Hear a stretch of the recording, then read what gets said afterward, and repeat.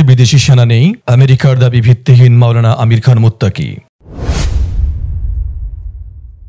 আমেরিকার president Donald ট্রাম্পের সাম্প্রতিক বক্তব্যকে ভিত্তিহীন ও বাস্তবতা থেকে দূরে বলে প্রত্যাখ্যান করেছেন ইসলামী আমিরাত আফগানিস্তানের পররাষ্ট্রমন্ত্রী মাওলানা আমির খান মুত্তাকি। রবিবার আফগান পররাষ্ট্র মন্ত্রণালয়ের অধীনস্থ ডিপ্লোম্যাটিক প্রশিক্ষণ ইনস্টিটিউটে অনুষ্ঠিত এক সনদ বিতরণ অনুষ্ঠানে বক্তৃতাকালে তিনি একথা বলেন।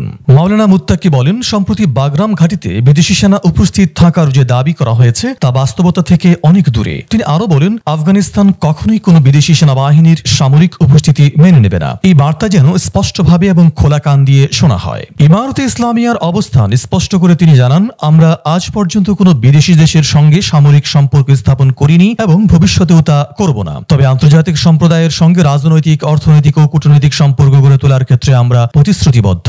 মাওলানা আমির খান মুত্তাকি আশ্বস্ত করে বলেন, বর্তমানে আফগানিস্তানে কোনো বিদেশি সেনা অবস্থান করছে না। আমরা আমেরিকা সহ সকল পক্ষকে আহ্বান জানাই, তারা যেন আফগানিস্তানের বাস্তবতা, জনগণ এবং ইসলামী আমিরাতের শাসন ব্যবস্থাকে সম্মান ও স্বীকৃতি দেয়। উল্লেখ্য, সম্প্রতি আমেরিকার প্রেসিডেন্ট ডোনাল্ড ট্রাম্প এক বিবৃতিতে বাগরাম ঘাঁটিতে চীনা সেনাদের কথিত উপস্থিতি নিয়ে উদ্বেগ প্রকাশ করেন। তবে আফগান সরকারের পক্ষ থেকে একাধিকবার স্পষ্ট করে জানানো হয়েছে, এই দাবি পুরোপুরি ভিত্তিহীন এবং তা বাস্তবতার সঙ্গে কোনোভাবেই সামঞ্জস্যপূর্ণ নয়।